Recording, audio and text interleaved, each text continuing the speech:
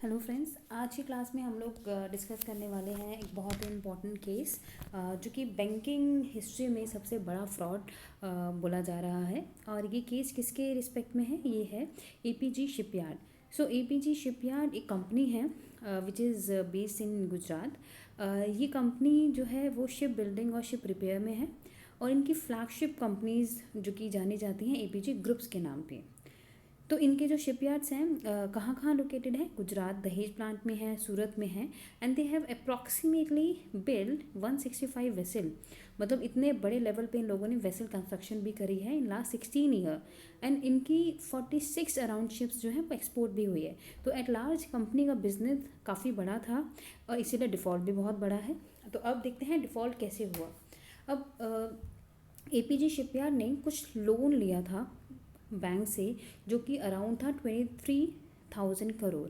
अब आप लोग सोच रहे हो इतना बड़ा लोन कौन सा बैंक देगा? तो एक सिंगल बैंक नहीं इन्वॉल्व होता है, इसमें मल्टीपल बैंक्स इन्वॉल्व होते हैं। उन्हें हम बोलते हैं कस्टोडियम।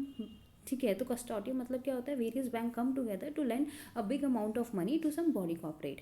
सो इस केस में क्या थे, काफ़ी सारे बैंक थे और ये कस्टोडियन किसी एक बैंक से लीड किया जाता है, उसे बोलते हैं लीड बैंकर। इस केस में एसबीआई था। अब 2005 से इन लोगों ने लोन लेना शुरू किया था जो कि इतना बड़ा लोन हो गया। अब ये लोन बेसिकली अगर कंपनी लेती है तो वो कंस्ट्रक्शन प्रोजेक्ट्स के लिए लेती है, बिजनेस पर्पस के लिए लेती है, लेकिन जब भी लेती है तो उसे अपने लोन डॉक्यूमेंट में डिस्क्लोजर्स देना पड़ता है कि for which they are asking for the amount और वो कैसे कैसे यूटिलाइजेशन करेंगे। अब 2005 में लोगों ने लोन लेना शुरू किया, बट 2013 में इन लोगों ने डिफ़ॉल्ट, मतलब 2005 के बाद काफ़ी सारे डिफ़ॉल्ट होने शुरू हो गए। जैसे कि अगर हम लोग लोन लेते हैं तो we have a fixed period of making the payment of interest and after certain period of time principal की भी रिपेमेंट शुरू हो जाती है, लेकिन यहाँ डिफ़ॉल्ट शुरू हो गया। ठीक है, तो 2013 में इसको मतलब ये अकाउंट ही एनपीए हो गया। सो एनपीए का मतलब मैं आपको आगे समझाती हूँ। इसके बाद एक ऑडिट फर्म, मतलब हम लोगों ने ऑडिट फर्म को अपॉइंट किया। तो ऑडिट फर्म को जब हमने अपॉइंट किया तो उसने अपनी रिपोर्ट दी और उसने अपनी रिपोर्ट में कहा कि I have observed various faults on the part of the accused company. Why am saying accused, क्योंकि इसके ऊपर सीबीआई की इन्वेस्टिगेशन बैठ चुकी है। सो इट्स एक्यूज कंपनी ऐसा बोला जा रहा है। तो 2016 में कंपनी का जब ऑडिट हुआ, कंपनी के ऑडिट के दौरान ये समझ में आया कि कंपनी में बहुत फॉल्ट्स हैं और फिर subsequently account of messrs ABG Shipyard Limited called as and declared as NPA. ठीक है, so with effect from 30 November 2013 ये अकाउंट एनपीए डिक्लेयर हो गया। अब आप ये सोच रहे होंगे एनपीए होता क्या है? So NPA is refer to a classification of any loan or advances that are in default or in arrear. So even you are not making the payment or you making the payment with a delayed and there is a threshold, like for example अगर आप interest payment नहीं करते हैं and that interest payment in respect of term loan, an account will be classified in NPA if the interest applies as specified rate remain overdue for a period of 90 days. So ऐसे इसकी classification होती है, RBI निकालता है कि NPA की classification कैसे होनी है। तो उस केस में ये डिफ़ॉल्ट हमारा एनपीए डिफ़ॉल्ट अकाउंट डिक्लेयर हो जाता है। मैंने आगे जो अपनी स्लाइड में लिखा है अगर आप देखते हैं तो हम लोगों ने लिखा है कंपनी का नाम, हमने लिखा है कि कितने बैंक्स थे, इसमें 28 बैंक्स थे। इस कंपनी ने बिगेस्ट लोन लिया है बैंक से और डिफ़ॉल्ट भी किया है। सो अब हमारा जब अकाउंट 2013 में एनपीए डिक्लेयर हुआ तो अब इसमें बोला जा रहा है कंपनी ने ये जो अमाउंट लिया था लोन का ये बहुत जगह डाइवर्ट किया है। डाइवर्ट मतलब इसने जब मेरे को बोला कि I am just asking for the money, bank को जाके बोला फॉर दिस पर्पज़, लेकिन instead of using the money for specified purpose उसने ये डाइवर्जन शुरू कर दी फंड्स की। कैसे diversion? Circulation of funds, like मैंने एक कंपनी को दिया, उस कंपनी ने दूसरी कंपनी को लोन दिया, फिर उस कंपनी ने तीसरी को दिया। मतलब सर्कुलेशन ऑफ फंड हो रही है विदाउट एनी पर्पज़, मतलब कोई सर्विसेज कोई गुड कुछ भी नहीं है, just a circulation of fund. और ये इसने कंपनी ने अपनी पेरेंट्स कंपनी सबसी कंपनी जो बाहर इंडिया से हैं उनको भी पैसा भेजा इन टोन ऑफ सेइंग कि हम लोग उनसे सर्विसेज ले रहे हैं। लेकिन ये क्लैरिफाई हो के आया है कि ऐसा कुछ हुआ नहीं है, कोई डिपॉजिट पेमेंट नहीं हुआ है, सिर्फ ये जो हुआ है वो सर्कुलेशन ऑफ फंड्स हुआ है कंपनी के through, just to divert the fund and making it showing that कि हमने वैलिड पर्पज़ के लिए बनाया जो कि नहीं था। अब 2018 में मतलब 2012 से 17 तक कंपनी ने ऐसे अपना पैसा यूज़ किया for diversion of fund miss appropriately. 2018 में अर्न्स्ट एंड यंग को अपॉइंट किया। अब अर्न्स्ट एंड यंग को अपॉइंट किया तो किस पर्पज़ के लिए किया? फॉरेंसिक ऑडिट के लिए।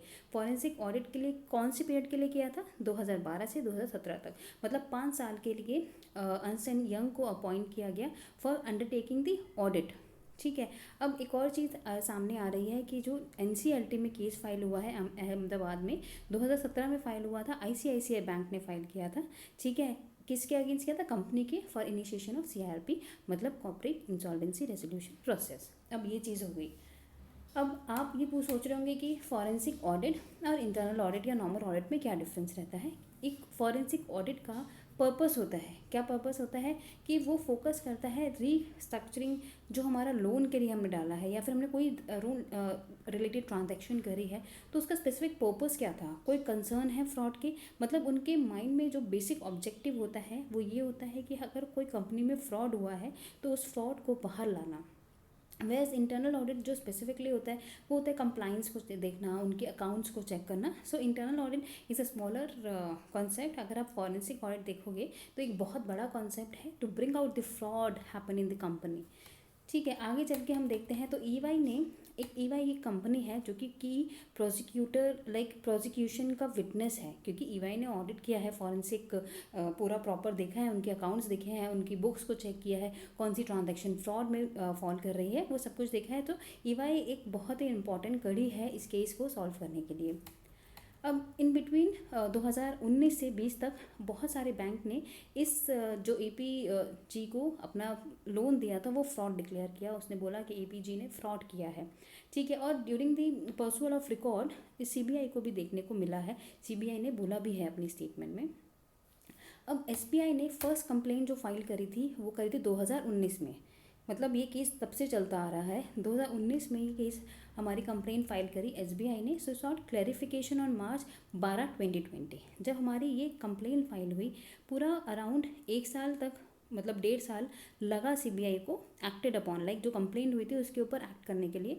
तो अब हमारा फरवरी 7 को कंप्लेंट फाइल हो चुकी है। सीबीआई ने उनसे इन्फॉर्मेशन मांगी है कि भाई आप इतने सारे बैंक्स इन्वॉल्व हो, अराउंड 100 एसोसिएटेड कंपनीज़ हैं जो कि इस ट्रांजैक्शंस में, इन मैनिपुलेशंस में इन्वॉल्व है, और आपने इतना डिले किया इनकी कंप्लेंट करने के लिए। सो बहुत सारे एंगल निकल के भी आ रहे हैं कि इसमें इतनी डिले क्यों हुई थी। मैं आपको आगे दिखाती हूँ, मैंने आगे वाली स्लाइड्स में लिखा भी है कि SEBI identified the SBI identified the fraud in year 2019 जनवरी। ठीक है। और उसने कंप्लेंट फाइल कब करी? नवंबर में फाइल करी। फिर इन्वेस्टिगेट हुआ पूरा मैटर। ठीक है। इन्वेस्टिगेट होने के बाद सीबीआई ने कंप्लेंट रजिस्टर कर ली है। अब ये सीबीआई ने जो कंप्लेंट रजिस्टर करी है वो किस किस के अगेंस्ट करी है? उसकी मैनेजिंग डायरेक्टर के अगेंस्ट करी है, चेयरमैन के अगेंस्ट करी है, ऋषि कमलेश अग्रवाल और सनातन जो उनके डायरेक्टर्स हैं, अश्वनी कुमार, सुशील कुमार, रवि विमल। तो इन सब के अगेंस्ट केस रजिस्टर्ड हुआ है और लुकआउट नोटिस भी इशू हुआ है। बहुत सारे सर्च हुए हैं, बहुत सारी चीज़ें चल रहे हैं। सर्च उनकी अराउंड 13 प्रीमाइसेस में सर्च करी है सीबीआई ने। So this case become so complicated कि इतनी सारी प्रीमाइसेस हैं, इतनी सारी ट्रांजेक्शन्स हुई हैं, इसमें सर्कुलेशन ऑफ फंड हुआ है मिस अप्रोप्रिएटली। तो SBI and just file the complaint, अब सीबीआई के हाथ में है ये। इसके बाद हम लोग पढ़ने को मिलता है हमें कि अगर हम देखेंगे, ये तो एक एपीजी कंपनी हो गई, एक ग्रुप हो गया जिसने फ्रॉड किया है, लेकिन आज की बैंकिंग हिस्ट्री में बहुत सारे फ्रॉड चल रहे हैं। जैसे कि for example amount ranging to 12,500 crore, जो कि रिलायंस नेवल एंड इंजीनियरिंग कंपनी का बोला जा रहा है, ऐसा फ्रॉड कुछ है निकल के आ रहा है। अनदर जो फ्रॉड है वो 8,500 करोड़ का है, भारतीय शिपयार्ड। तो ऐसे बहुत सारे फ्रॉड्स रहते हैं बैंक में जो कि डिडक्ट होते हैं after some period of time. और कैसे होते हैं ये फ्रॉड? सो फ्रॉड होते हैं मैनिपुलेशन ऑफ फंड्स, मतलब जिस पर्पज़ के लिए लिया गया है पैसा उस पर्पज़ के लिए यूटिलाइज ना करके किसी और पर्पज़ के लिए कर रहे हैं। तो every year when bank give their statements to RBI, there are multiple frauds जो कि उनकी बुक्स में डिस्क्लोजर्स में आते हैं। तो अभी के लिए आई थिंक हम लोगों ने जितना समझा, हमने ये समझा कि ये फ्रॉड ऑरिजिनेट कहाँ से हुआ था, फिर कैसे कंपनीज़ के अकाउंट एनपीए हो चुके थे, नॉन परफॉर्मिंग एसेट हुए, फिर एक इंटरनल ऑडिट बैठा, उसने फ्रॉड डिडक्ट किया कंपनीज़ के अकाउंट में for the period of 5 year 2012 से 17 तक फॉरेंसिक ऑडिट के लिए ईवाई को अपॉइंट किया गया। ईवाई ने भी फ्रॉड्स देखे उन ट्रांजैक्शन में और सर्कुलेशन ऑफ फंड्स देखे। तो ये सारी ट्रांजैक्शन हुई। फिर एसबीआई ने एक कंप्लेंट फाइल करी ईयर 2019 में। उसके बाद सीबीआई ने एक्ट किया एंड कंप्लेंट रजिस्टर करी है इनके मैनेजिंग डायरेक्टर चेयरमैन के against. So this is all I think for today.